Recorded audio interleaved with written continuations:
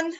So welcome to the new seminar in the cycle of seminars organized by the ER project, Sound and Music in Child Development. Today, our host is PhD or Dr. Katarina Zadnik, and she has two wonderful guests, Sara Smrekar and Alenka Podboj, who will tell us about the practical views on listening to sound and music by preschool children old 3 or 4 years. And I still have to say that this cycle of webinars is part of the BR project, which is co-funded by the Creative Europe program.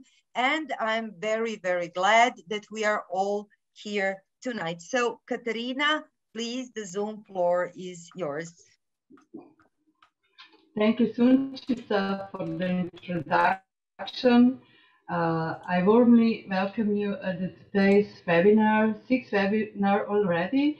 And if you remember, our previous webinar was connected to the topic listening and responses to sound and music in the earliest childhood.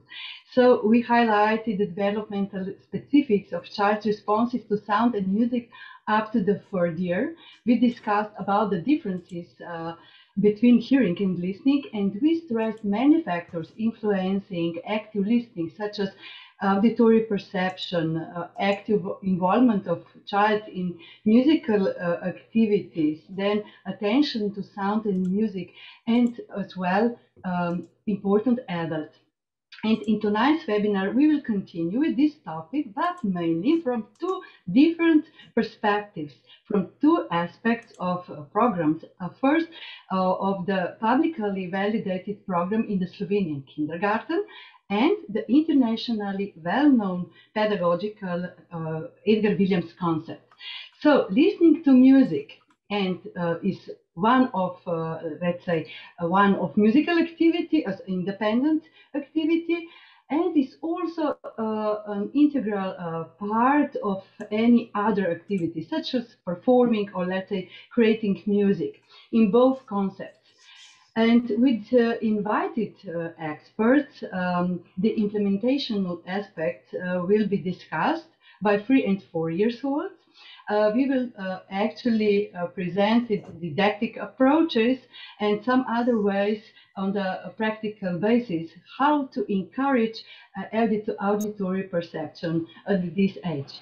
So it's really a great honor and pleasure for me that tonight are with me 2 special guests with whom I will discuss about this topic.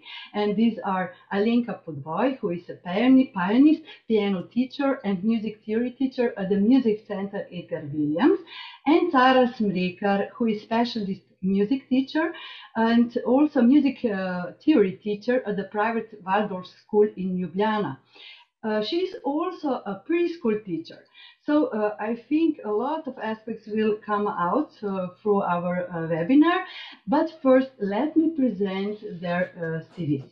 So first, I will start with Alenka. Alenka Podboj, born in 1981 in Ljubljana, Slovenia, started studying piano at the age of 9 at the Moderator music school with Professor Natalia Zimperman-Rakar. In 1996, she continued her studies at Poljane High School in Ljubljana, and 3 years later she continued to study piano at the Music and Ballet High School of Ljubljana in the class of Professor Gita Mali. After finishing the Poljane High School and the Music and Ballet High School, she enrolled in the Academy of Music, University of Ljubljana, where she studied and graduated in piano and piano pedagogy in the class of Professor Andrej Jarc.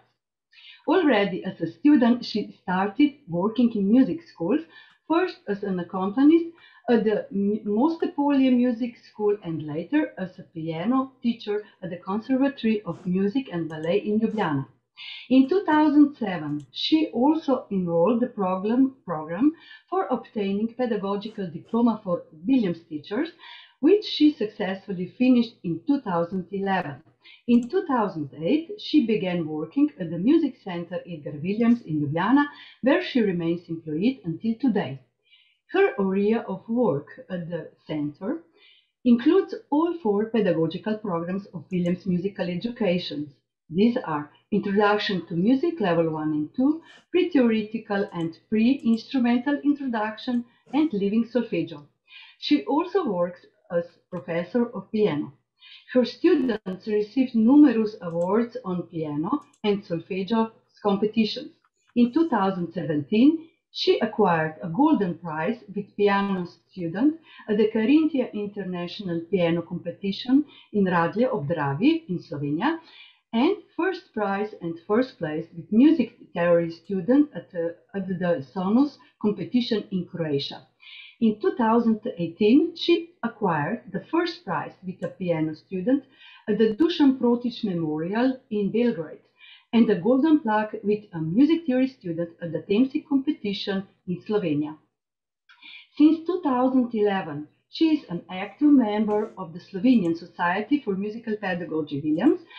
At 2016, she became its president, which she remained it until 2018. At the same year, she became a member of the board of directors of the International Williams Federation in France, where she still actively participates. Now I will present you Sara Smrekar.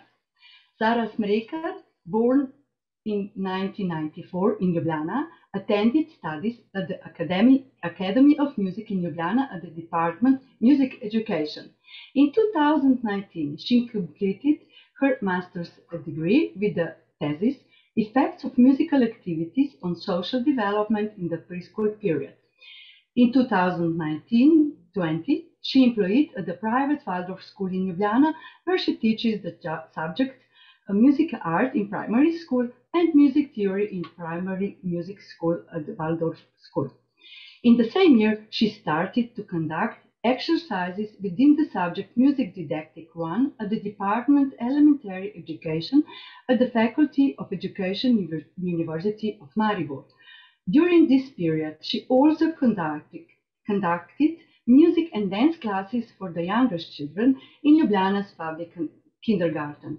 In addition, she is attending doctoral studies at the Music Education Department at the Academy of Music in Ljubljana. Her main research domain is related to musical creativity in preschool age. During her studies, Sara acquired pedagogical and musical knowledge with various activities.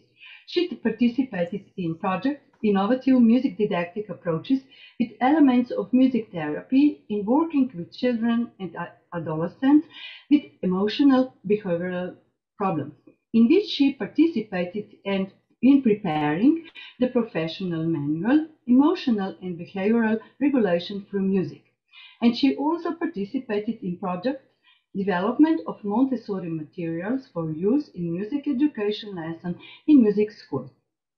As a lecturer, she actively participated and conducted in the seminar With Music to the Fairy Tale World and Back, organized by Glazbena Matica Ljubljana, and as well as a co-author published the article Montessori Pedagogy and Music Education in Music School in the magazine Glasna, and the article Recognition of Social Skills During Music Activity Among 3 and 4 years old children in kindergarten in the Journal of Elementary Education.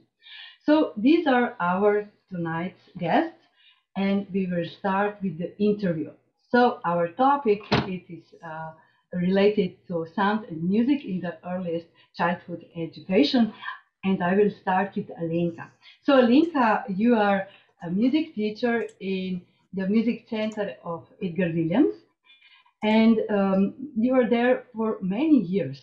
So can you present for our audience who was actually Edgar Williams, and what are the principles of the Edgar Williams concept, as well as what are, let's say, basic goals of this concept according to the music education?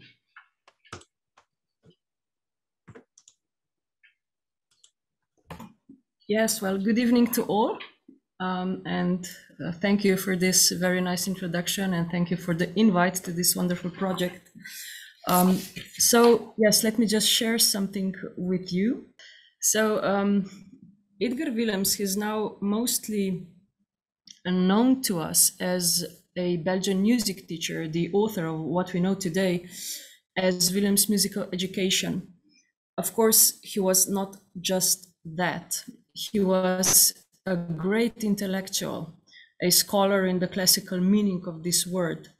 And aside from that, he lived in an era of great changes in the field of pedagogy, philosophy, psychology. It was the era of great individuals in those fields. To name just a few, we have John Dewey, the philosopher and a psychologist. Then we have Rudolf Steiner, a philosopher. And of course, Maria Montessori, a pedagogue. And from the musical field, we have Karl Orff, Zoltán Kodály, and Émile Jacques Dalcroze. And unfortunately, this was also the era of both world wars. And it's all that helped shape who Edgar Willems was. And all he was reflects greatly inside of his musical education proposal. So first and above all, Willems developed this deeply humane view of mankind, and this automatically became the first and most important principle of Willems' musical education. So what does that mean? Willems understood very well that music is a universal heritage, so it's everyone's property. And he knew that music has immense benefits for human beings in various aspects, meaning developmental, therapeutical, physical, emotional, and many others. So he claimed that musical education should be offered and available to everyone, people with the talent and people with the lack of the latter, to children, to adults, to seniors, to elderly.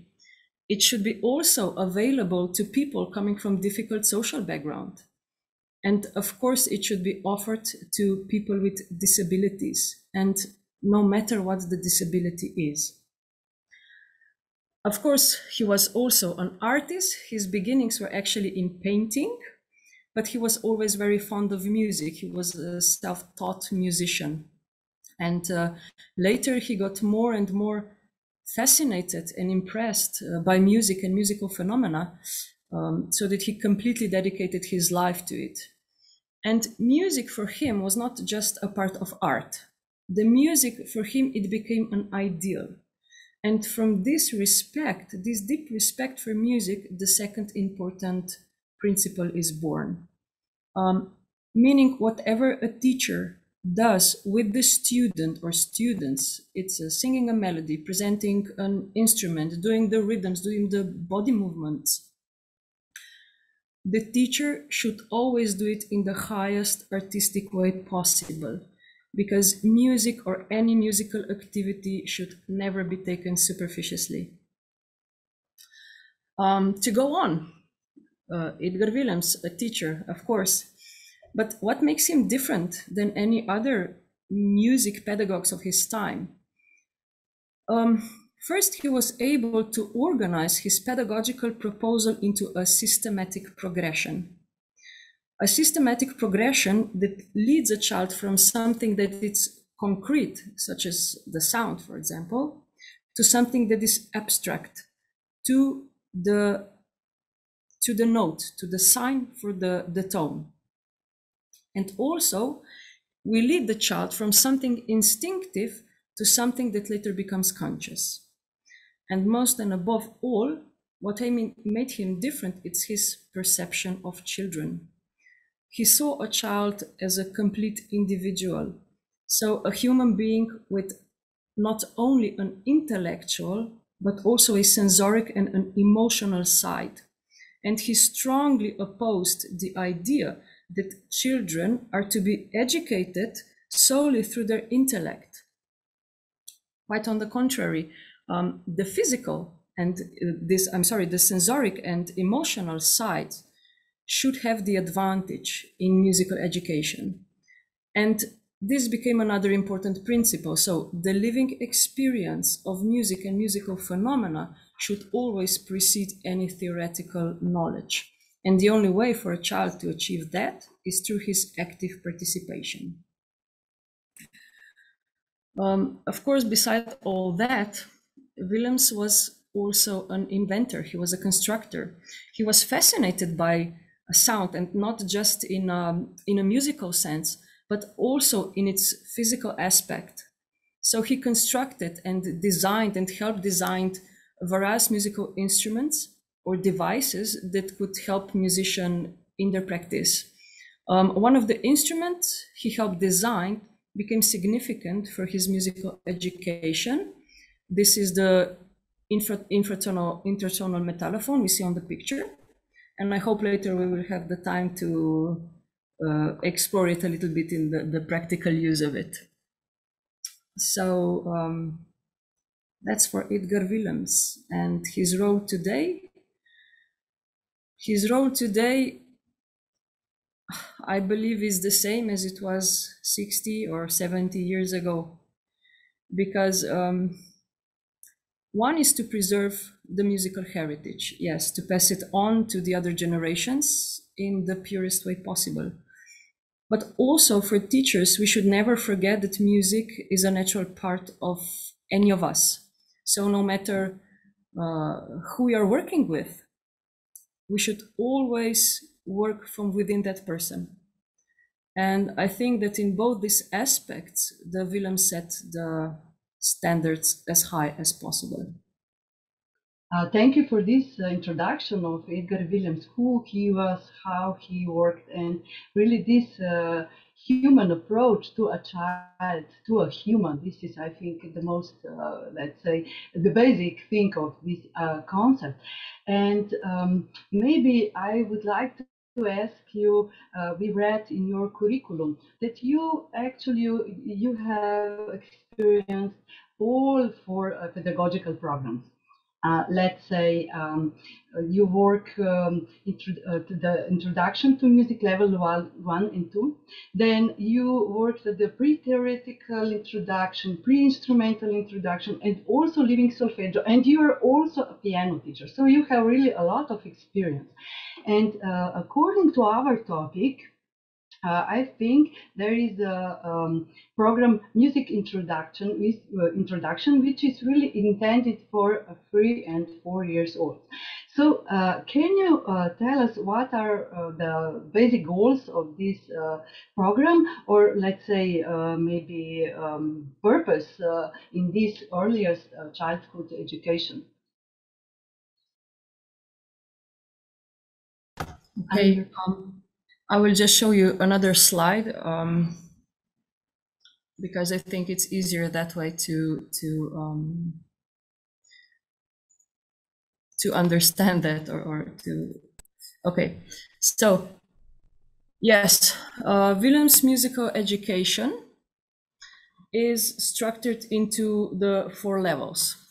So the first and the second level are what we call Introduction to Music.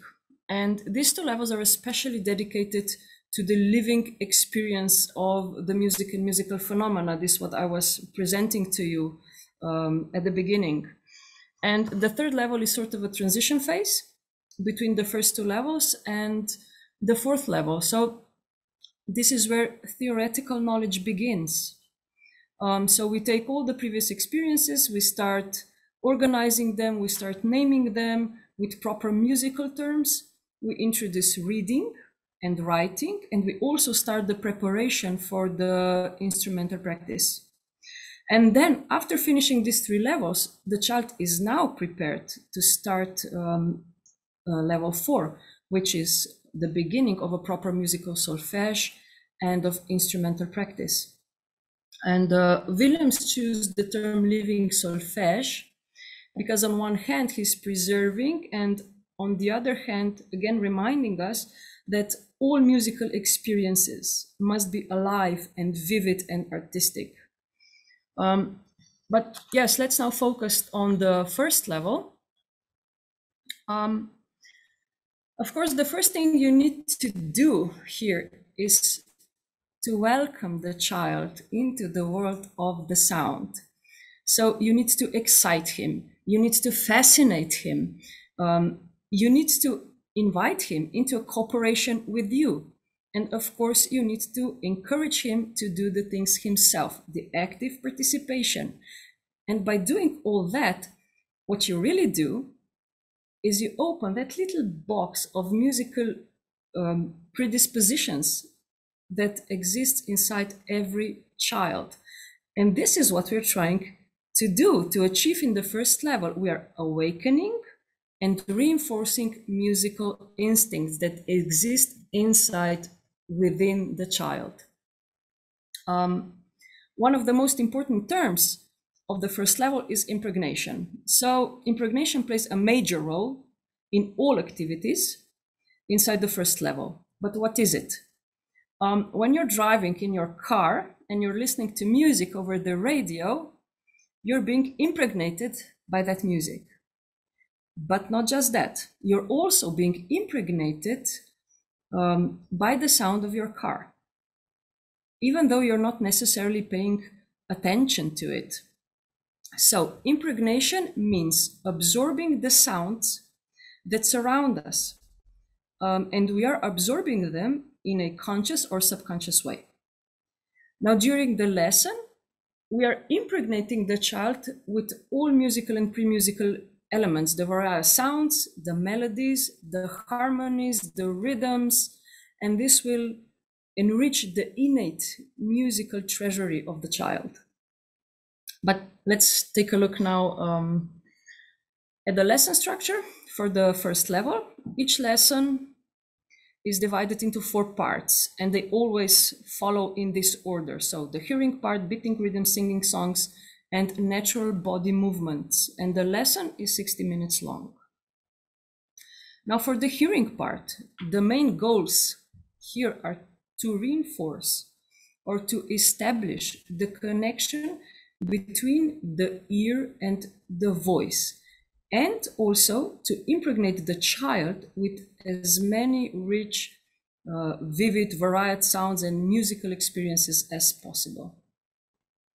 And also very important, we are immediately paying attention to the proper use of the child's voice, and we're guiding the child, and here I quote, to seek out in all things that which is beautiful. So we immediately start guiding him towards the artistic expression. For beating the rhythms, the goal here is to wake the rhythmical instincts of the child. And this will help him develop the sense for the rhythm. This is what we're aiming for. Now, rhythm is a physical aspect of music, and it is directly connected to our body. So in order to awaken rhythmical instincts, we must first awaken the body itself. The part of rhythmical activities is energetic. We are producing different dynamics, different agogics, different durations of sounds, and we are beating rhythms, for example, on the table with our hands so that our body is put into action. And at the same time, we are paying attention to the plasticity of the move itself, because with doing that, by doing that, we are already softening and preparing the body for the instrumental practice that comes, of course, much, much, much later. The third part is songs and singing. Beside the obvious, which is the use of the voice, there are 2 important purposes why we use songs: impregnation and didactic value of the songs. For the impregnation, a song is a complete musical piece for a child. It contains melody, rhythm, harmony, and also the lyrics, the language. So by singing numerous songs, a child is being impregnated with all of that. And he's also being impregnated with the voices of other children that are singing alongside him. And this has a strong impact on them from the emotional side. And then, of course, each song can be used for a different didactic purpose. For example, learning the names of the tones. We also use them in the third level, in the part of the pre-instrumental introduction. And children also use them at their instrumental practice for playing by ear. And of course, there is many others. And then the last part is natural body movements. Natural body movements mean that we are moving our body according to music. And we use natural body movements to develop a sense for tempo, so the speed and of course the rhythm. Now, the goal in the first level is to establish the connection between the musical background and a child's movement. And a child's movement needs to be accurate according to the tempo of the music. For example, if the child is walking, his footsteps need to be accurate according to the tempo. So how to establish this connection? It's a very nice process. We simply invite the child to choose a certain movement. And then a teacher, using a percussion, starts beating in the tempo of his movement, of his footsteps. And then later, while still beating, this is very important, he starts inventing a melody. So here comes the music. So we are establishing this connection based on the child's own suggestion. So to summarize things a little bit for this first level, important goals, so to awaken and to reinforce the child's musical instincts, to impregnate him with as many musical experiences as possible, and to establish the connections that are necessary for the child's musical development.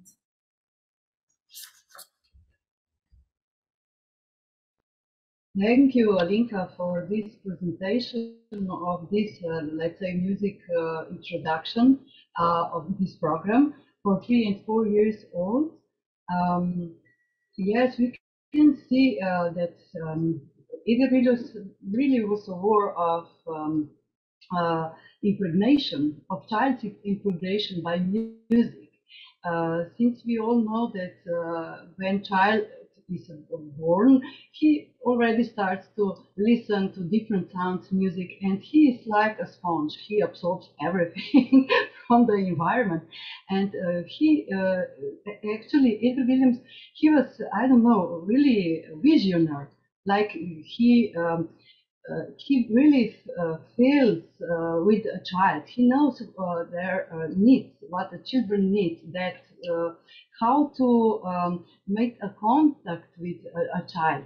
And this is so interesting when you actually open the issue about the connection between ear and voice, ear and body movement. This is so natural for a child. Yes, and previously I talked about how important is song, is singing. This is actually, let's say, first music for a child, and through this music actually he can first on the instinctive level, let's say, accept some musical elements which will be later on the disconscious level understood for a child. This is really important.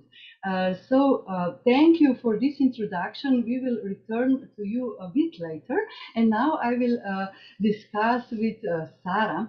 And Sara, we all know that in the kindergarten there is a curriculum which includes 6, let's say, areas, such as movement, language, art, society, nature, and also mathematics. But since we are talking about music, we can see that this curriculum also points out and defines specific goals according to musical activities. And these goals are divided for 2 different groups, from the age group from 1 to 3 years old and from 3 to 6 years. So in 2019 and 18-19, sorry, you have implemented your action research in the group, the 4 and 3 years old. And can you maybe for a start present our audience your action research, your research sample? This would be very interesting. How you conducted this during your action research, musical activities and other things. Thank you. I'm very happy to be here and thank you for invitation. Yeah, I will share the screen with you. Here, I hope you see it. Okay. Okay, and now I will present our action research, which was carried out for my master dissertation with the title Effects of Musical Activities on Social Development in Preschool Period.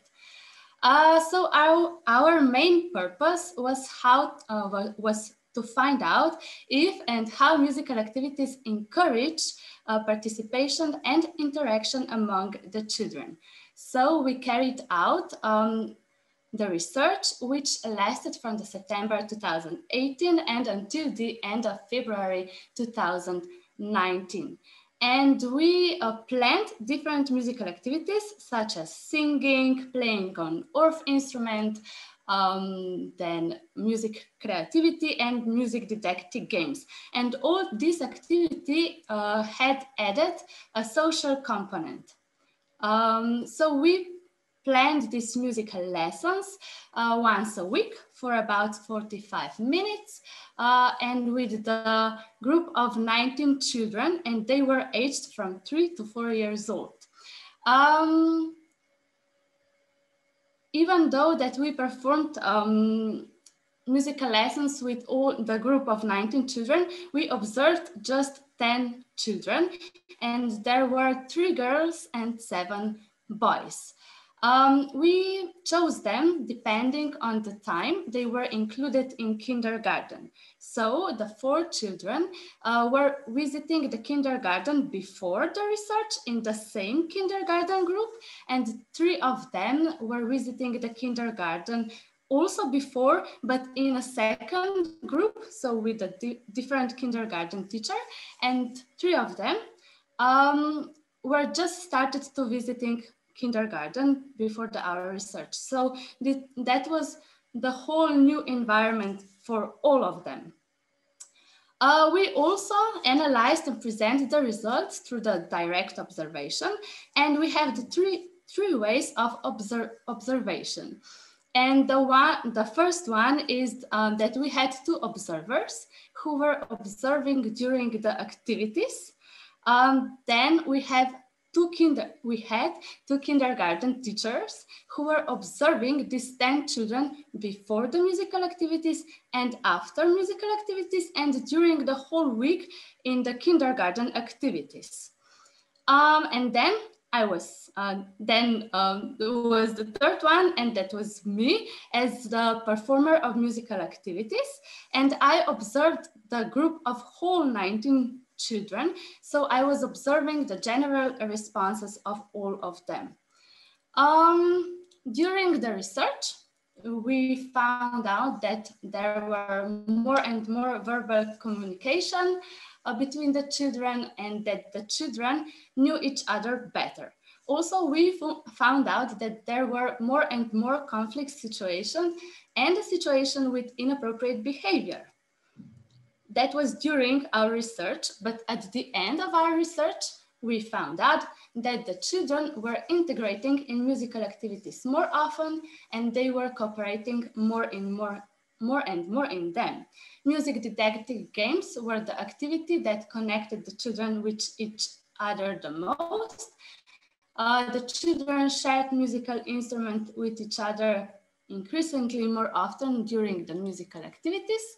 The children made some new friendships through the time of musical activities, and these 10 children who were being observed were mostly cooperating and establishing contact with different children during the musical activities. We also found out that cooperation and communication increased in the children during free play in kindergarten. And now I want to present you 2 musical activities which we performed in our musical lessons, and they had added a social component. And the first one was the activity. It was performed in the field of creativity in music, and the children needed to play on all instruments. So they can choose any instrument they wanted, and they can play anything they wanted. And after some time, when they were playing, I played some sound on metallophone. And when they hear that sound, they must share the instruments between each other. That was the first activity. And the second one is that at the end of our musical lessons, each musical lesson, we had the same musical activity which concluded our lesson. So when I was playing some music on the radio, the children had to move around the playroom free. Yeah, they don't have any movement before. When I stopped the music, the children had to say goodbye to each other. So they need to came to their friend, say goodbye, and gave him a high five. Yeah. Thank you for this presentation, how your action research was conducted with these children. And yes, you mentioned that actually your question research is that you try to study first if and how musical activities encourage participation and interaction among children, and second, if and how the planned musical activities encourage children to join in the activities. So my question is, you observe the involvement and collaboration of children in these planned musical activities, which is really a structured one. And what did the findings of the research show in this area? And of course, could you highlight the factors or factor that had the impact on the higher or let's say lower level of children's involvement in those planned activities? Yeah. First, I also share screen with you, and I will share some photo from our performance, which was at the end of our musical lessons, and it was for the children of for the parents of our children. And this is the end of our performance. So yeah, this is one photo.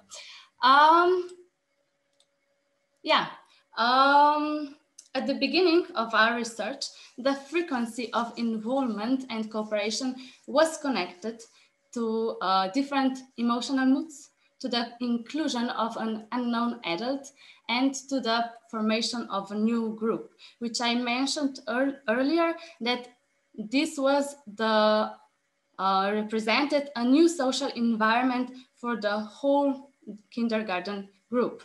And at the beginning of our research, most children often involved in planned musical activities, but at the end of our musical lessons, they involved in them every time.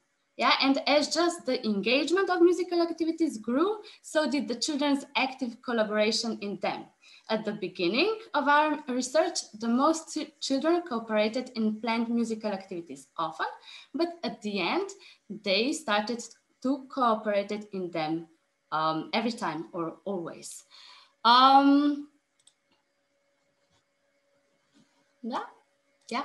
The results show that during musical activities, the children started to engage more actively and cooperate more in planned musical activities. So the reason could be that they got used to the performer of musical activities, that they accepted me as an important adult, and they got used to the ways of performing the planned musical activities, and also that they felt safe during the activities. We also found out that the children's needs for extra encouragement in musical activities gradually decreased. The reason for this could also be that they got used to the ways of performing the planned musical activities and that they got used to cooperating with each other. Musical activities also activated the children's curiosity and their desire to collaborate and engaged in them. So, yeah. Okay, so we can see, actually, Sara, you pointed out the important adults for little children, on which every child needs to be, let's say, take on new habit. It's for him to see a new person in front of him. It could be quite a shock. So they need to get to know it with you, and this is one of the reasons, could be one of the reasons that a child would not be able to cooperate, or let's say they will get stubborn or so on. So now I will maybe a bit skip on one another point of view. We will return after to these important adults. So my question is, since we last time talked about the two different processes like hearing and listening, which are, let's say, two processes important in child's musical development. So I'm interested, Sara, how you, as a preschool, let's say, teacher, because we know in different educational settings, these two activities maybe can be encouraged in different ways, or focused are in some other, let's say, areas. So from the perspective of me, preschool teacher, I'm interested how you assess the development of hearing related to, let's say, auditory perceptions to sound or music on one hand, and on the other, how do you assess the development of listening, which is in this case related to the musical activities? So maybe especially to listening to the music, which is one of the activities. Maybe what is your opinion about this? Okay, I now also share a screen. And yeah, first I would like to tell a difference between hearing and listening. And the hearing is a physiological process where we hear with our body or with our ears. And the hearing is a precondition for listening. And on the other side, there is listening, which is a psychological process, and the listener shapes the meaning of the information of content by him or herself. I also would like to say here the statement of Anton Trsteniak, and he says that the listener has an important role as a co-creator of music.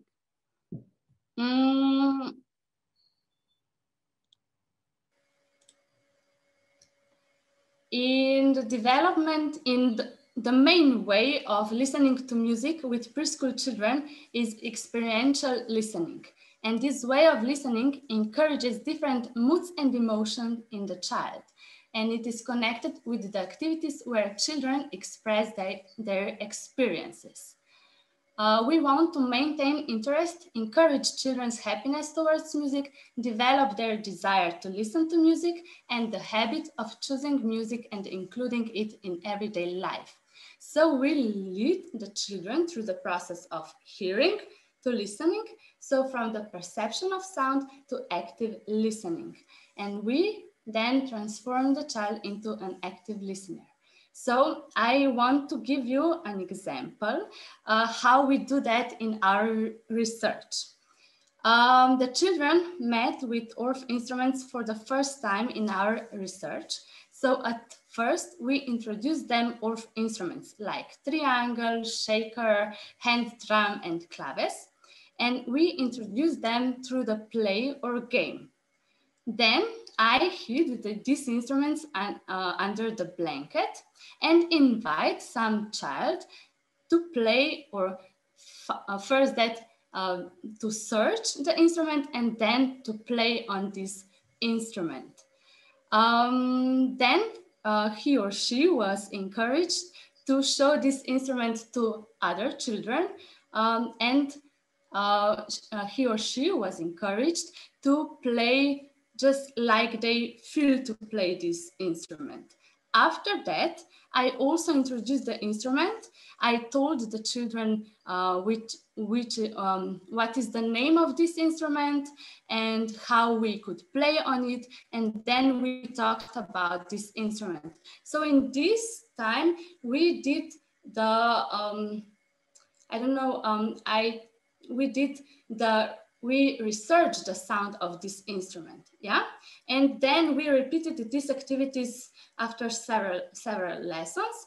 And then the children started to internalize these new sounds and connected them with a new concept. And with this, we broadened their musical vocabulary and started to get them used to active and focused listening. In the next couple of lessons, we had an opportunity to research, to get to know and to refresh their knowledge about ORF instruments.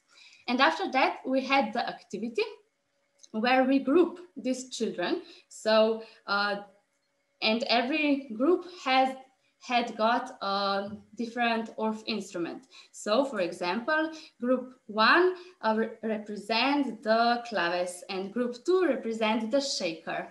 And then I hid somewhere and I started playing on this instrument. And the children which present the instrument which I was playing on had started to move or dance around, and they had to move just like I was playing. So if I play quick, they had to move quickly. If I play slow, they have to move slowly. And so in this way, we directed the children to the focused and active listening. And later, we transferred this to the experiential listening of the songs. So this is an example how I was doing this development from hearing to listening in our research. Thank you, Sara. You really showed us or told us a very rich way or didactic approach, how important is hearing at first, yes, at these little children, and then to focus their attention to sound through their playing, through, let's say, actively involvement of children by these musical activities. So this is actually now, let's say, kindergarten's approach. And now I will return to Alenka, because I'm curious how this, let's say, how you, the center, encourages the musical development by 3 and 4 years old children. Actually, I'm interested what is your standpoint or, let's say, opinion on this issue about the auditory perception, about the encouragement of the auditory perception in general, since you are a piano teacher as well and other, and how do you encourage the development of sound sensibility and attention in the center? This is my question for you, Alenka. And maybe one more thing, I'm curious about this, that before you mentioned that Williams was also an inventor of instruments. So maybe you could also describe the instruments which are important in stimulating auditory perception this age, and maybe how these instruments are used in a way to encourage the auditory perception as well as attention to sound and music after that.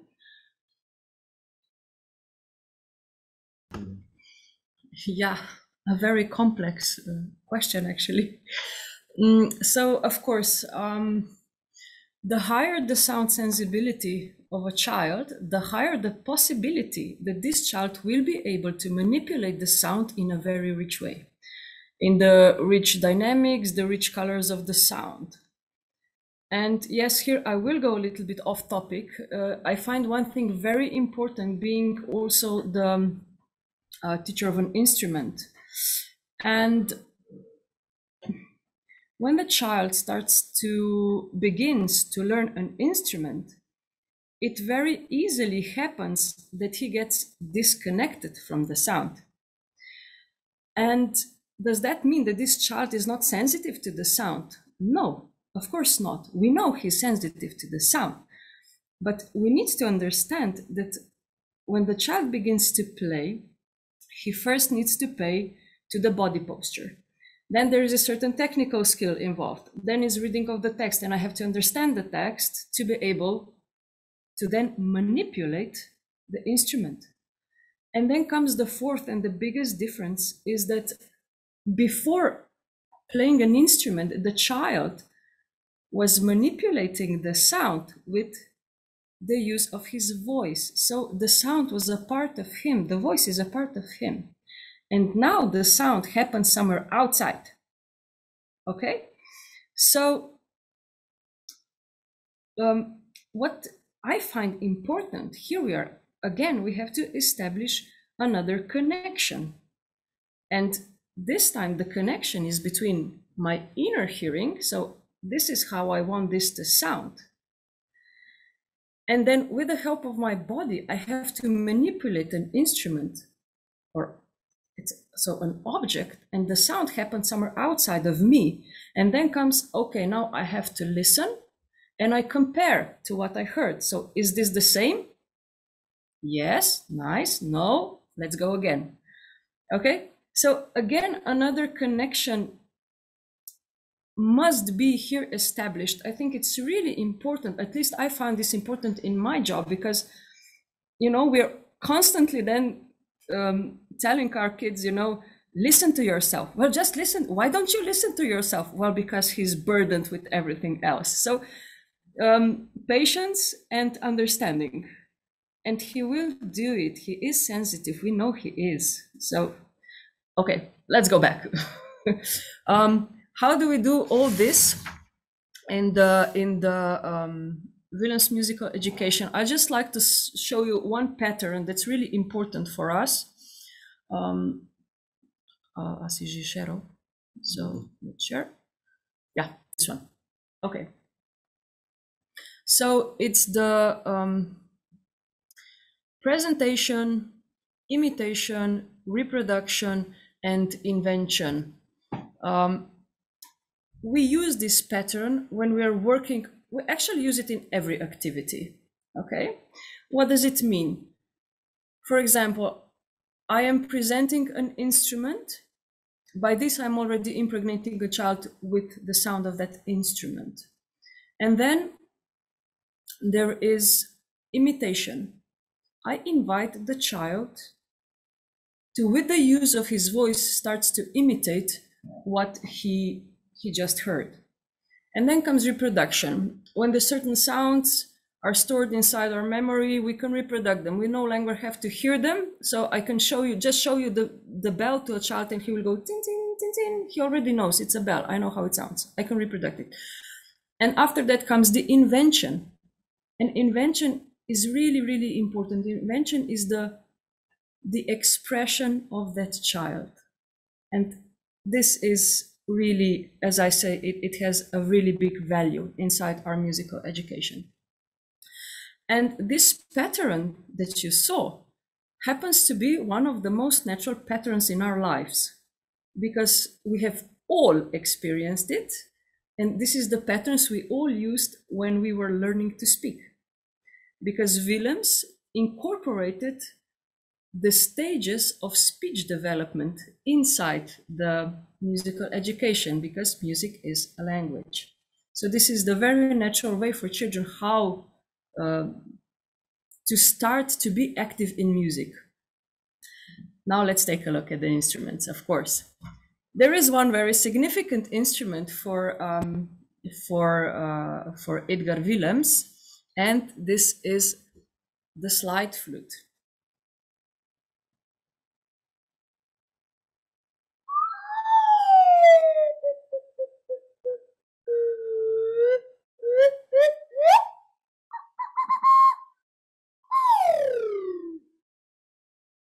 Okay, I hope you can hear it well. If it's something wrong with the sound, please tell me. So why the slide flute? The slide flute depicts movement of the sound. So what I just did to you, this was very short, of course, but I presented an instrument. Then we would go to an imitation like this.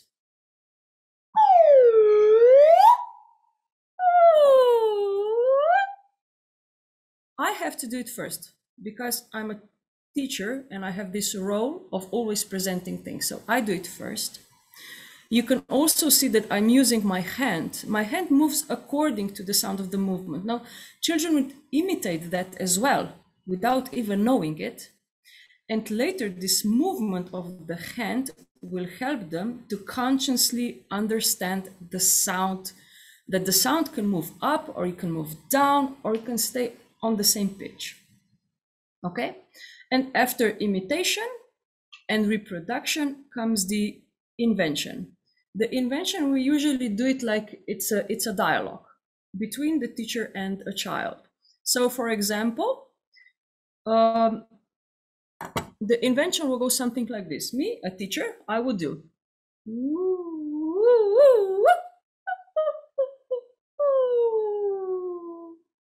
And a three-year-old child, we usually go like, or maybe even without the hand, okay? But this is the beginning and it's really, really important. So this is for the movement of the sound. Now there is another activity, very important, is we choose different instruments. In the first level with really small children, we like to use the instruments that are related to nature because this is close to us. For example, the bird callers.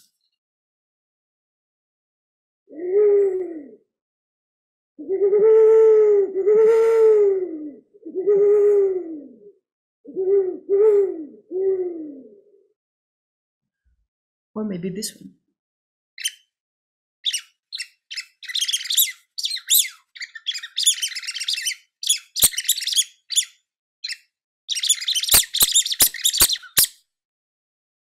Again, always after presentation comes imitation, really, really important, using of the voice. We would also use instruments that are already known to a child. For example, the rattles.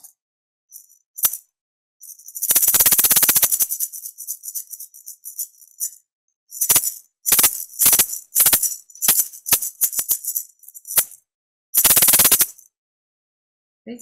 This is the sound that he already knows.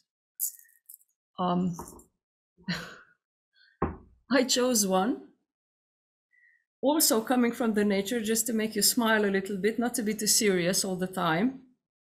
And children love it. Okay. It's supposed to be a cow. It sounds like a sheep. You let children decide what it is and you can imitate whatever they say. So if they say a cow, you say moo. And if it's a sheep, you go ba. That's it. So the other instruments that we really like to use, they have a very versatile use. This is one of them. So it's a whistle.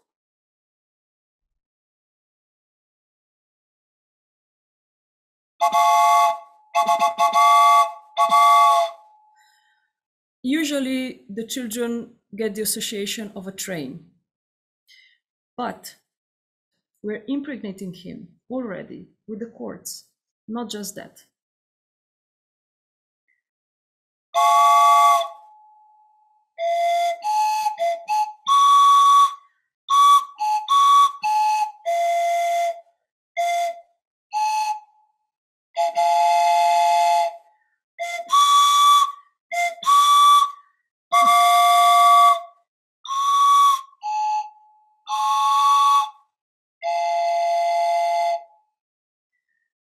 So it can be used for isolated tones and it can be used for the intervals. And then there is another instrument that is really significant from Williams' musical education, and these are the bells.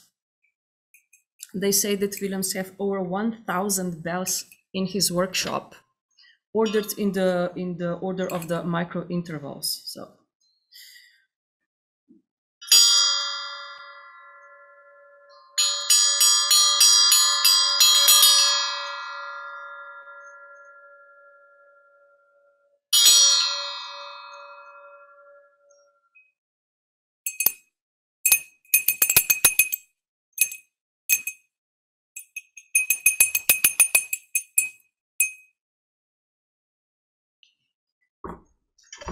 this is the example of the instrumental set that we would use in the first level.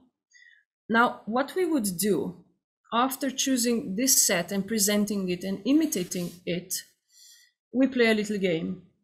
I would ask children to close their eyes. And when they close their eyes, I choose one of the instruments and I play it. And I then tell them to open their eyes. And I invite one child to show me the instrument that he heard. What is the purpose? The purpose of this game, of this activity, is to recognize one sound among many others. So another interesting instrument is the pipe. I'm sorry, I'll have to stand up a little bit. The pipes impregnate the child with eloquent tones, and they also show them that more energy is needed for creating higher sounds. So the higher the sound, more energy you need for it. And this goes the same for our voices. If we are singing with higher sounds, then we need more energy. I'm sorry.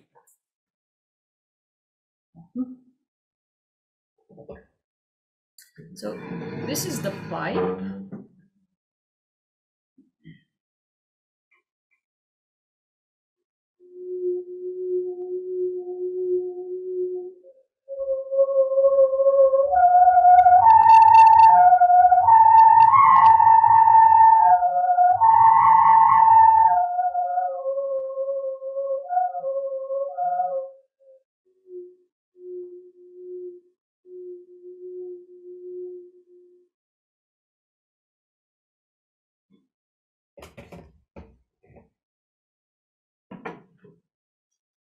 Okay.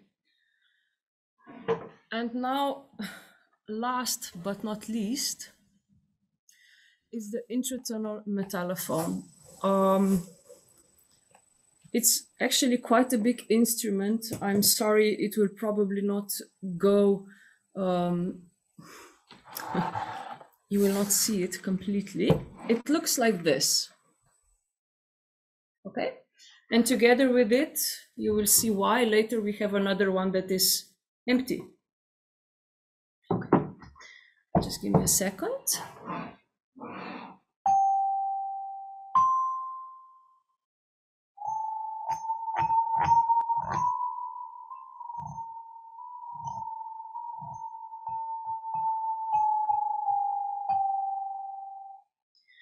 Now, Intratonal Metallophone is really not an instrument that we usually use in the first level. We can, but you really have to know what to do with it. It comes into use more in the second level, so when children are already 5 years old, because then starts we start really working on understanding whether something, the sound moves up or down. Okay, now let me just present it to you a little bit. The tones of the Intratonal Metallophone, this is a G, and this is a C. So we have G,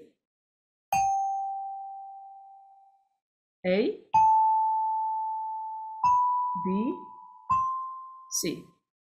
Okay, it's a perfect fourth. And how do we use it? Well, you already saw. I can choose just those tones. So, no, I will do it the other way around. Let's do it like this. How is it organized? The first 4 tone bars are all the divisions of the sound of the tone G.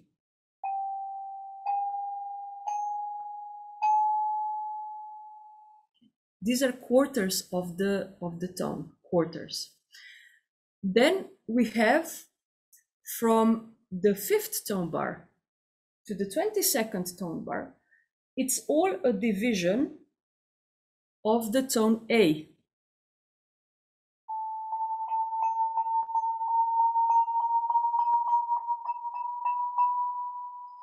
These are the 18th of the tone. And at the end, we have a semitone, so half of the tone. Okay, so how would we use that? First, I already told you we would use this for developing the sense of what goes up and what goes down. And we start with these very, very large differences, which is, of course, 1 tone, and this half tone at the end. So I used this now.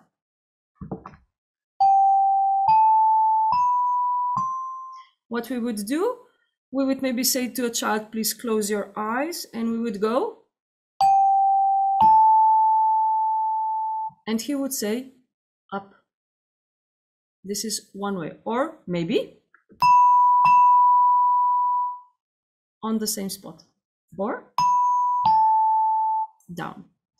And what we do next, of course, it's logical. We start to so the differences between the tones starting to get smaller and smaller. So we have, at first we start the whole and half tones. Then we have this division of the tone G, which is the quarters of the tones.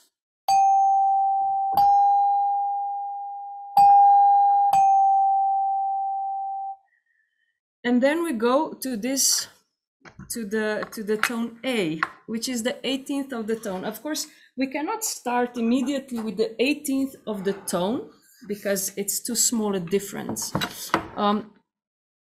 It depends which tone bars I choose. So if I choose, for example, every second, so this is now like this, I will show you.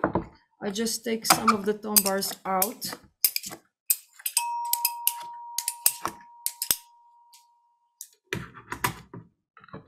Like this.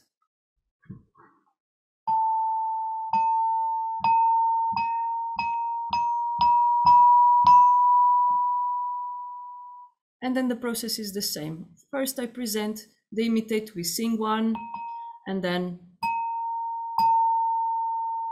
we listen, it goes down, okay?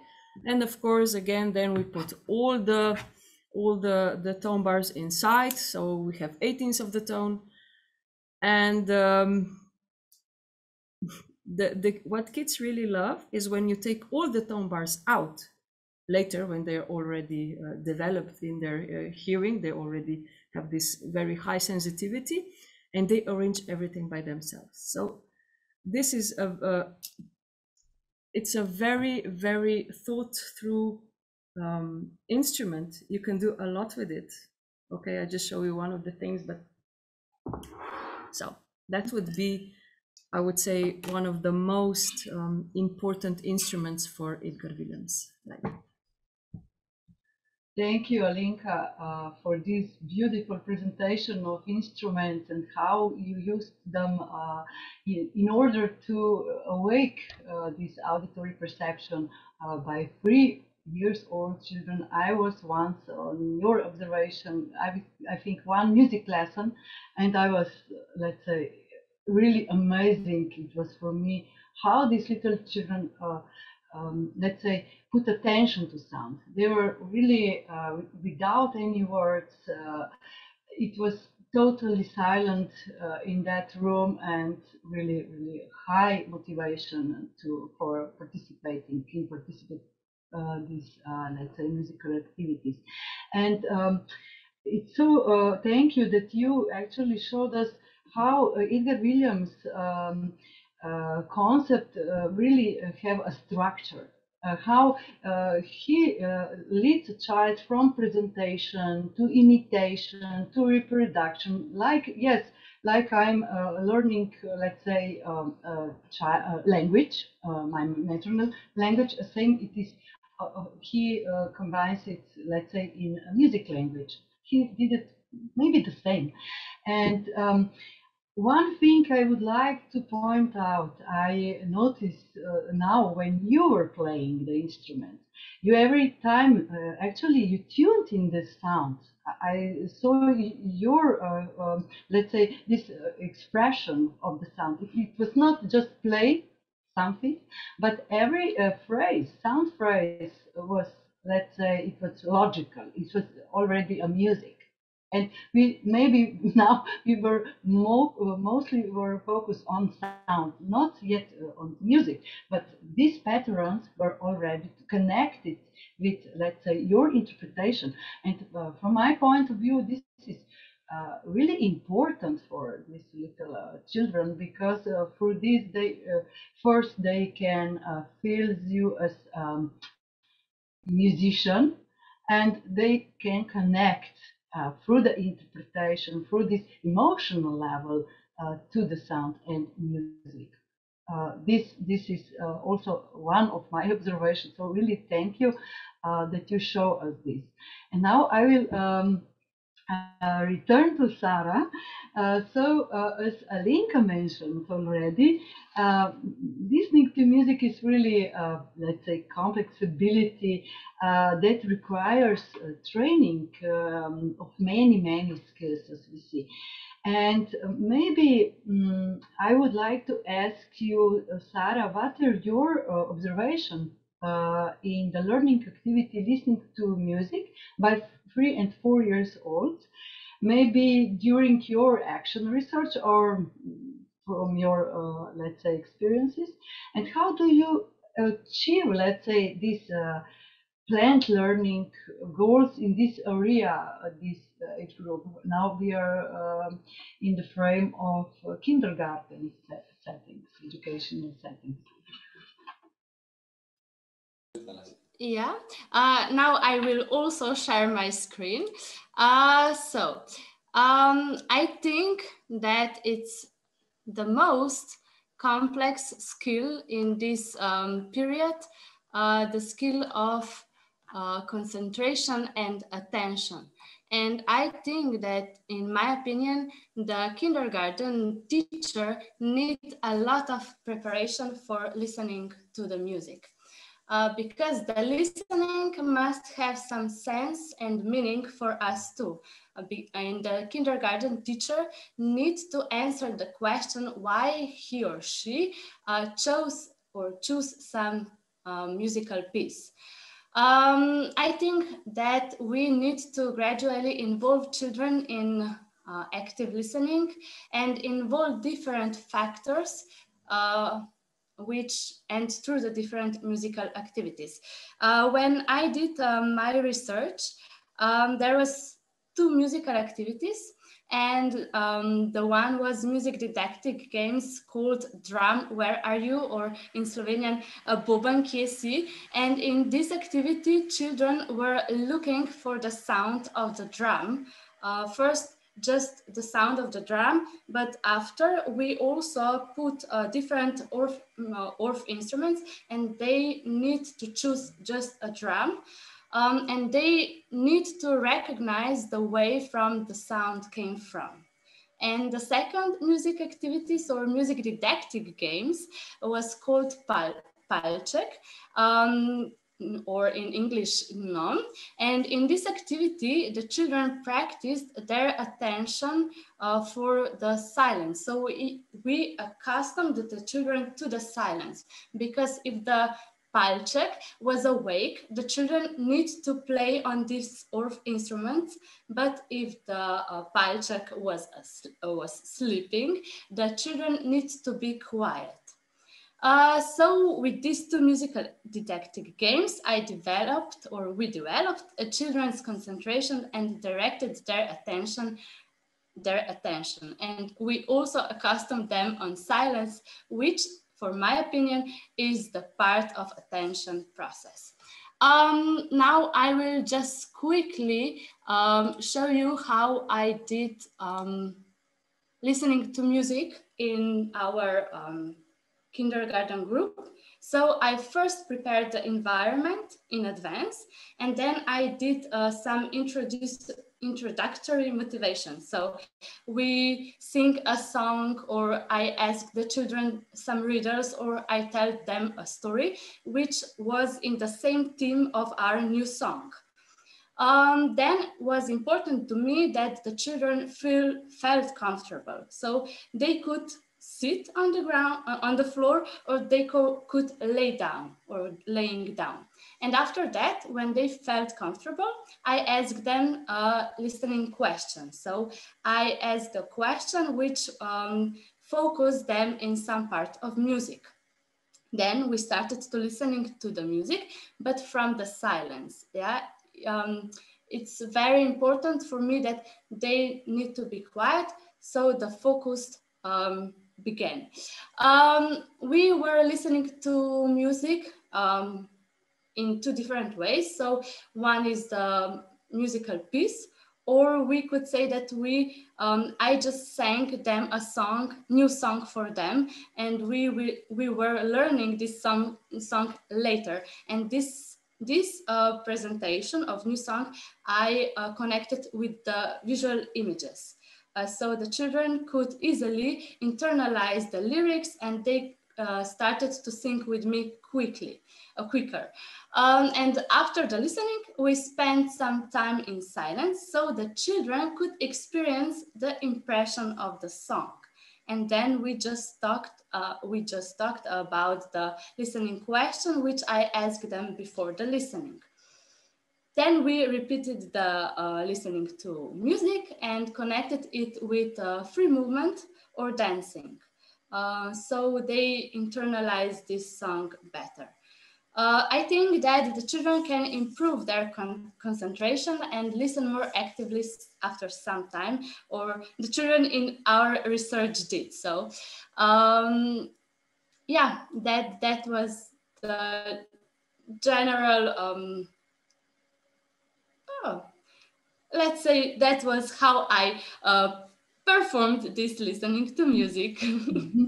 Okay, so we can see that actually you have a certain approach how to connect with children, how to involve children to a certain, let's say, musical example, because yes, every time we can see that listening to music is really a skill which needs a lot of, let's say, abilities.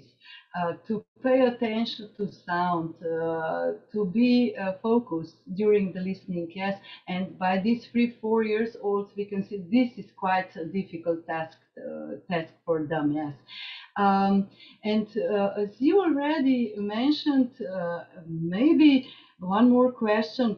Do you think, Sara, that listening to music, to activate, let's say, listening as such, is it sufficient, let's say, activity for these little children, or there are maybe some other activities which are more appropriate in this age?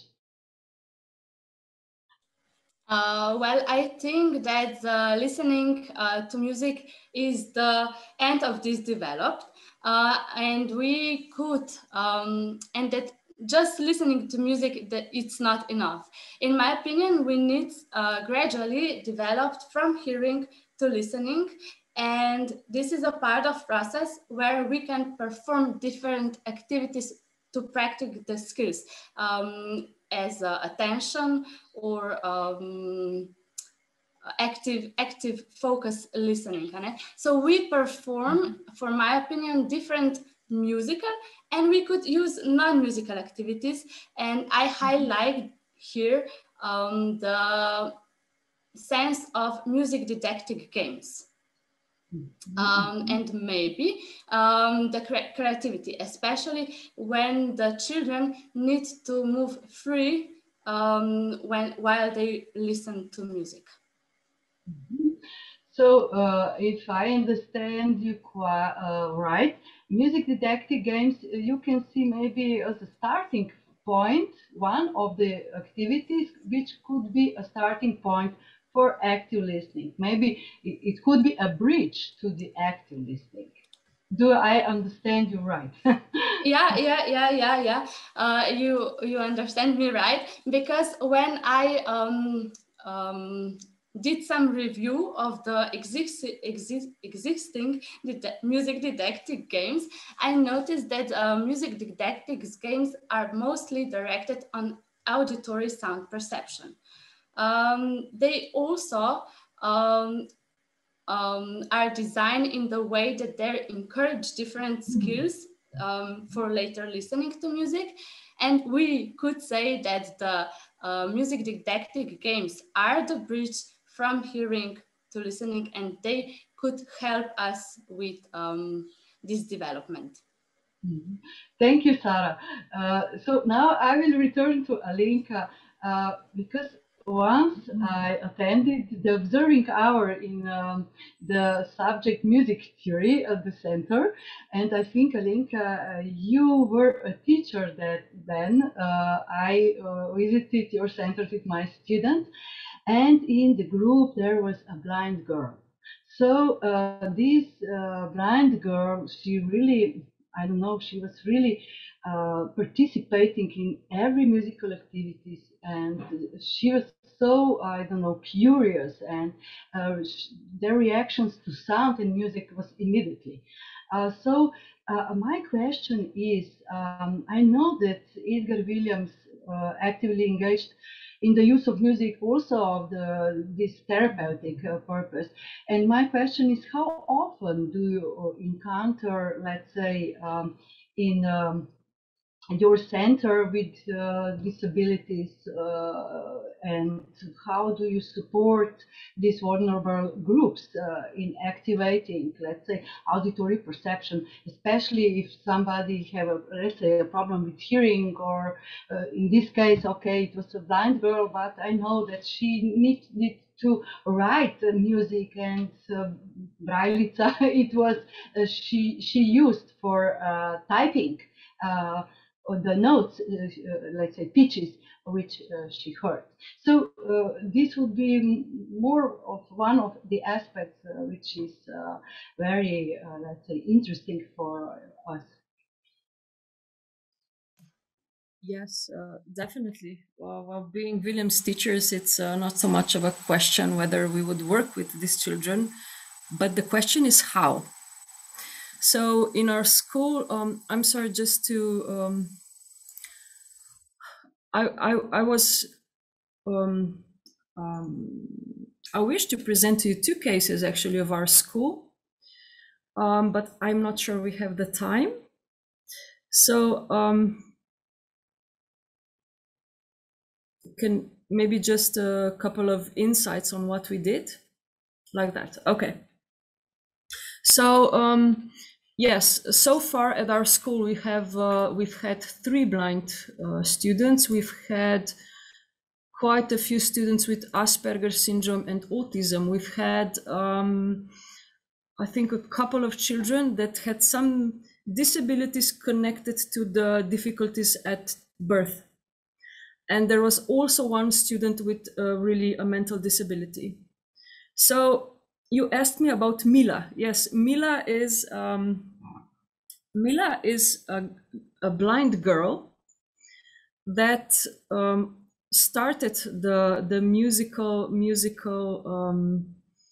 her musical I would say path in our school when she was 4 years old. She is playing a recorder.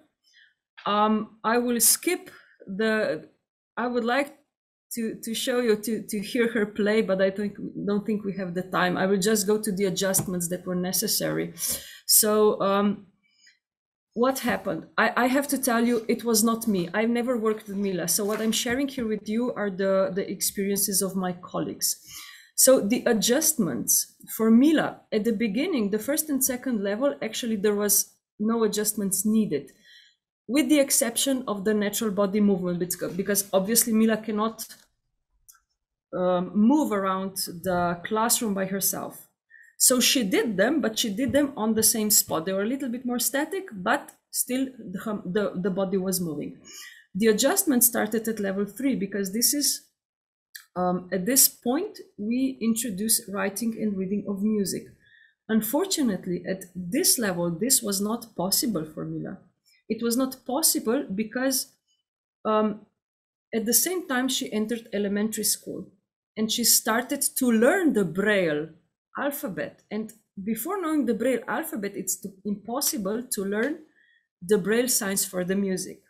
So the adjustments was when Mila would, when they would read and write music, the teacher would create a little melody on the flannelography. You can see it there on the picture. It's like the heads of the notes that you paste on the flannel panel. And she could feel this. This is something that she could feel, and she could follow the movement of the melody, and she could use the names of the notes. And the second thing that needed to be adjusted in the third level is the pre-instrumental introduction, because we use the chromatic metallophones. Children play on the chromatic metallophones. Of course, Mila cannot do that. So the adjustment was the teacher set Mila behind the piano because she can feel the keys. And you can see on the picture, the chromatic metallophone is also visually reminds us of the piano keyboard. Okay? So later, when she entered the class of solfege, so the level 4, we have now instrument and solfege. In solfege, she now already knew the Braille alphabet. This is when reading and writing process for Mila can start. So what we did, we connected ourselves with the expert on the field. This is Ms. Neva Laschak, works at the Center Iris. This is the Center for the Blind. She also happens to be a Willems teacher, which was very good for us because she knew our process. And so the process went like this. When the teacher would choose a certain musical exercise, rhythmical, melodical, whatever, Ms. Laschak would then retype this in Braille. And Mila would learn to read music through this retyped exercise.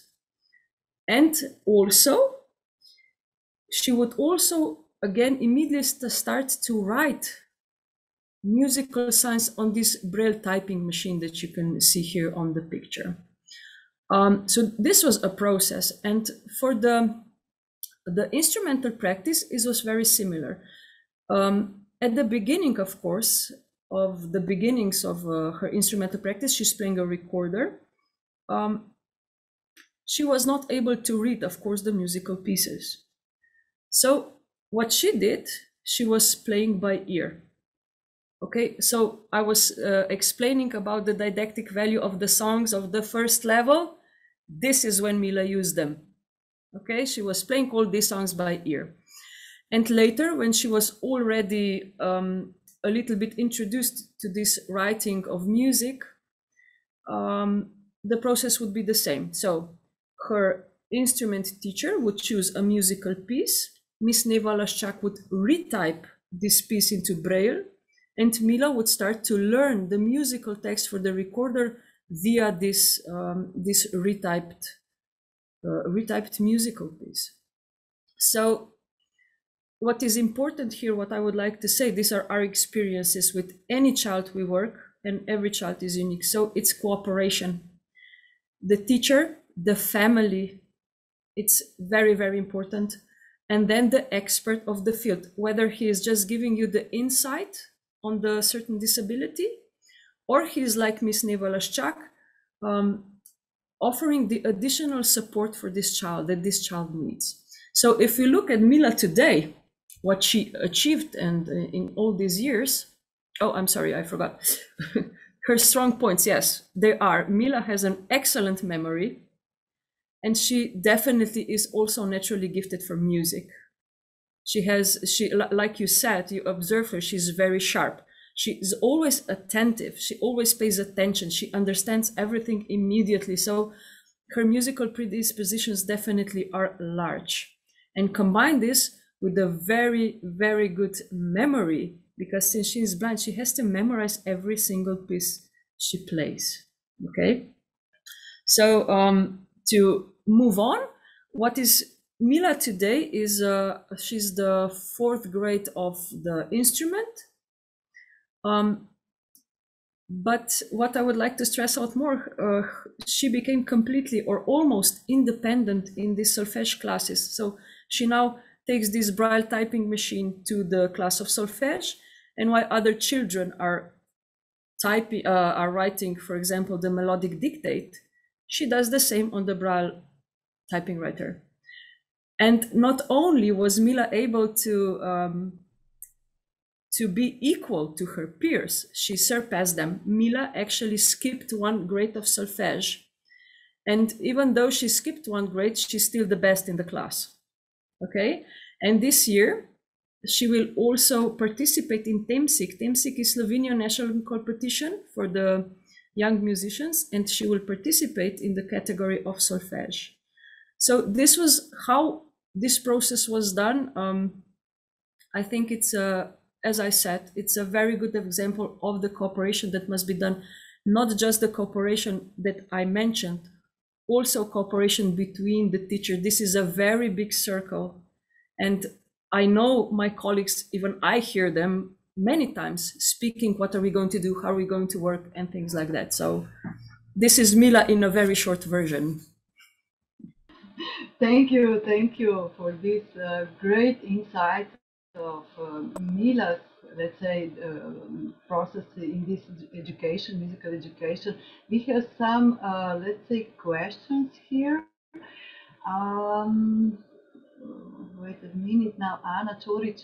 Thank you both, Alenka and Sara, for your wonderful presentations. I'm very curious about exploring Williams' approach more. So could you please say more about the singing repertoire used in music lessons? What kind of songs do you use? Yes, of course. Thank you for the question. Well,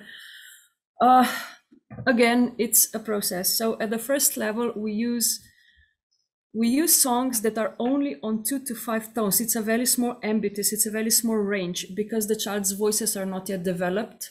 We don't want to strain the voice. We use, important thing, we use songs with different characters. This is what you want. You know, the child needs to absorb all the different characters, the different speeds. So we have, if you're asking me particularly, in any, I would say, so in major, in minor, could be in a mode. Also, of course, there are songs with a very, how would I say, very rhythmical songs that we later use when they're beating rhythms, and we later use to teach them how to follow the tempo and where is the measure and things like that. So, and of course they're the songs for the names of the tones. On the, like, for example, on the 2nd level, they start singing songs that include the names of the tones. They don't yet understand what does do, re, mi mean. It's not important. It's just a part of the song. But in the next level, when we introduce them to the scale in the third level and to the writing and reading, then they understand do, re, mi. And because they can understand do, re, mi, the notes, they can start the musical introduction. Okay, so this do, re, mi already means something. It's a melody that goes up. This would be one example for the songs. And you can use anything. Thank you. Any more questions from the audience? I have some more, but I think we are almost at the end. I have another question from the chat.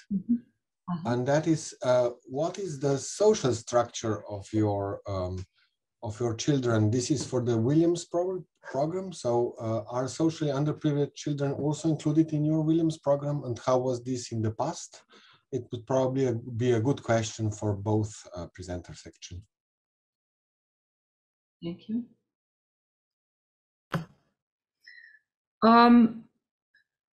I'll just try to answer this. This would be more a question for for the principal of our school.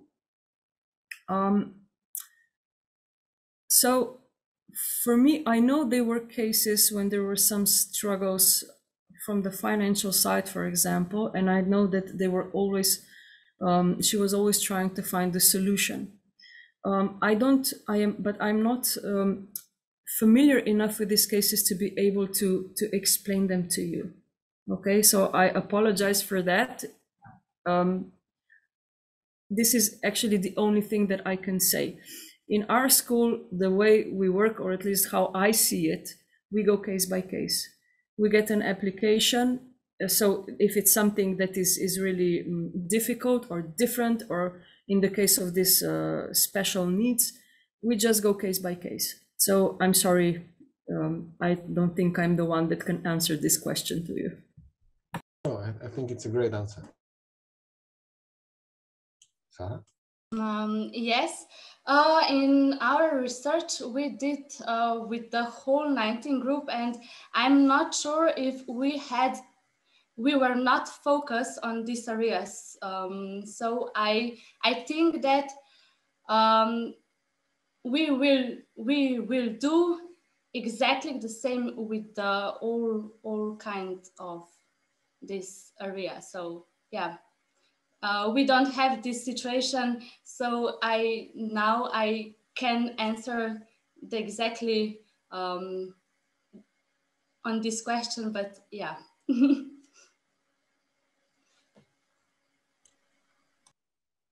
Thank you. Perhaps another question. When you talk about how social behavior improvements appear in the musical context, do you see this continued outside of the musical activities? Yes, I have an opportunity to perform these musical lessons with some children 1 year later. So we observed, or I observed, that they were more cooperating between each other during the non-musical activities. They started to share different objects with each other, and they just start to hugging all the time, and they really some of them become best friends, if I can say so. And yeah, the social improvement were also during the non-musical activities.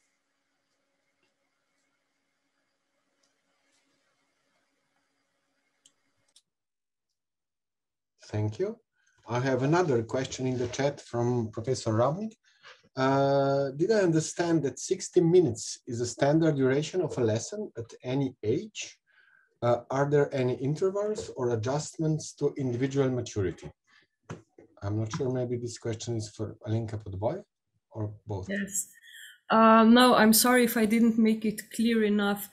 The 60 minutes is the duration of the level 1, lesson of the level 1. So when children are 3 or 4 years old. The level 2, the lesson in level 2 is 75 minutes long. And the lesson of the 3rd year and the lesson of the level 4, the level 3 and level 4, it's 90 minutes. We are gradually prolonging the lessons. Of course, we are building the concentration for children. There is no breaks in between. I know you're asking yourself, how do these children manage? Because the activities inside the Williams lesson go very fluently and they go really fast. And this changing of activities helps them to stay focused and active and motivated. So adjustments to individual maturity, like I said, yes, 60, the 2nd level 75, the 3rd and 4th level 90 minutes. Maybe I would add here that in Williams' concept, every, let's say, musical activities is structured for a child that he knows what will follow through this activity or what will happen after. And this is also one, let's say, the element which makes them very safe. It's a curious security is already made by this, let's say, planned, structured activities, which is maybe also one of the significant characteristics of this concept. Just this I would like to add. Are there any questions? Yes, I have another question in the chat, and that is for Alenka. Have you and how ever tried to integrate the Williams method with the practice in a formal preschool or school education? If so, what were the experiences like? And do you support or train formal education and preschool and school teachers? And if so, how? Okay, I hope I remember everything. So the first answer is no, because after I got my diploma for the Williams music teacher, I was already working here at the Williams school, and I remained here. I do know some of my colleagues who are also Williams teacher, and they do work inside the musical schools. But this is just the information I got. What they do, they try to incorporate a certain activities or certain elements from the Williams musical education into their work at school. But again, I'm not the title, I've never done it. The second one, you ask me, how do we, if we educate them? Of course we do. In Slovenia, we have a society of, there's a Slovenian Society for Williams Teachers. And inside this society, there are two programs. For one is for actually for the professional musicians, for gaining the Williams pedagogical diploma. This is how you become a Williams teacher. For example, like this is for the instrumentalists or the people that really were studying music. But there is also another program, it's called the Williams Certificate, that it's specially designed exactly for teachers in elementary schools, teachers in the kindergartens, exactly for what I was explaining before, to understand, for example, how to work on songs, and then this they can use inside their work, for example, in the kindergarten. So yes, the programs are here. There are programs, this program exists in Slovenia, in Italy, in Spain, in France, I think also now in Switzerland, but I'm not sure. This I would have to check. Oh, and in Brazil. Thank you. I think that answers the two sides of the question just perfectly.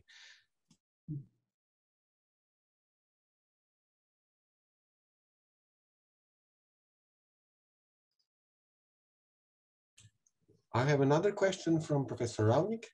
What are your selection criteria? Do any children quit And if they do, why? Would you work differently on an individual level with particular children? Is this for me? Okay. Selection criteria. We don't have selection criteria. We welcome all the children. This is the approach. It's this humane approach that Willem was talking about. So when everyone that wants to start with our musical introduction is welcome. So do children quit? Of course they do. Why? Variety of reasons. It happens sometimes that the child simply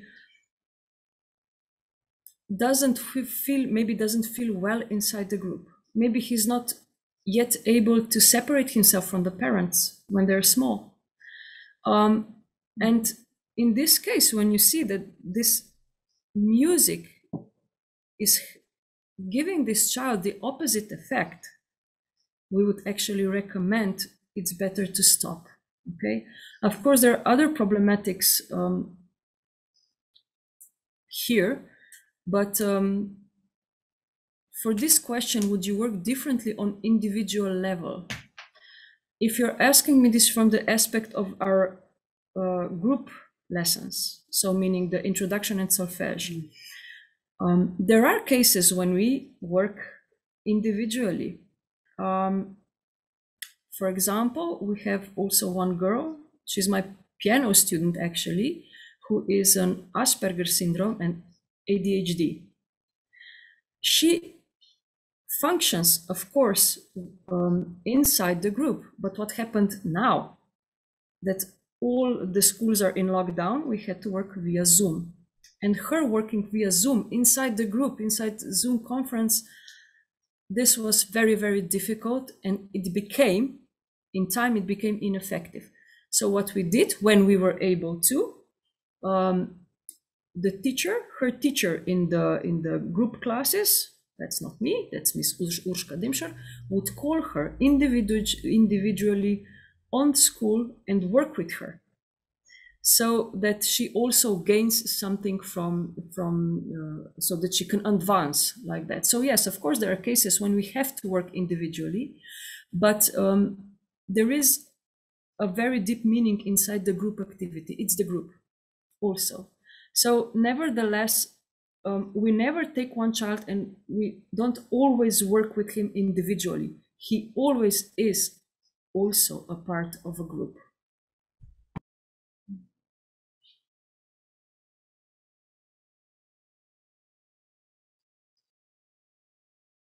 I think we came to the end. Is that true, or is there some other question? Perhaps one more question for Sara, I think. What is the response of children in kindergarten? Did you have children with negative response? And if yes, how did you handle such children? Yeah, at the beginning of our research, they are pretty shy, but then after the 10th lesson or 8th lesson, they are starting to behave inappropriately, so they are starting to push over each other. They are starting to crying, and they didn't want to collaborate in our musical lessons. In this way, we started to plan our proactive strategies to prevent these conflicts or inappropriate behavior. So we started to assign a group leader, which were the group leader for the whole lesson. So he was also my assistant in all these musical activities, and he or she started to feel more confident. He or she have my attention. So they quickly or faster started to cooperate in musical activities. So yeah, we planned proactive strategies for this behavior.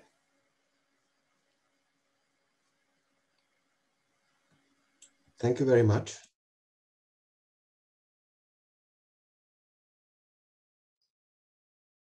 Okay, now I think we came to the end. Thank you for this really inspiring interview. Thank you both that you responded to our invitation. I think we really gained a lot of, let's say, insights in both approaches, in both your working experiences, and I hope that the audience gain some of these, let's say, insights and also, let's say, inspirations how to work maybe in their, let's say, practical use. So Sunčica, is there something more, or is there another question? There is no other question. I would like to very much thank you most warmly all our panelists, Katarina, for making this possible and leading this webinar, and Alenka and Sara for your wonderful contributions. So thank you once again, and I'm absolutely sure that our attendees are also grateful for all the knowledge and experiences which you have shared. And it is actually my duty to, my pleasure, of course, to inform you that in 7 days, on next Tuesday, on April the 13th, we will, of course, have another webinar. This time we will continue with the field listening education how to listen.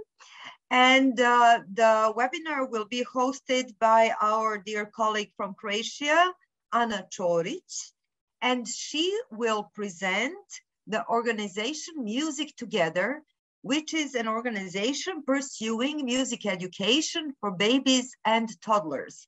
And this organization exists and is active worldwide in more than 40 countries, and they have a very comprehensive curriculum based on extensive research, both in music education and in child development.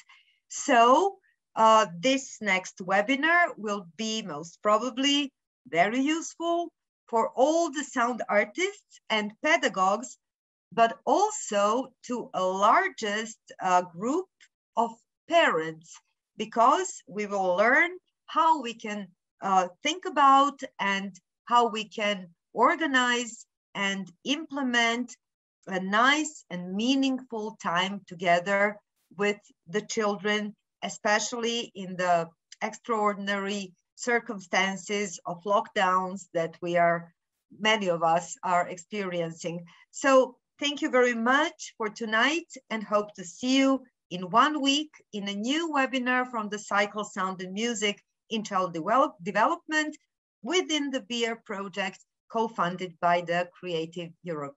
Have a very nice evening.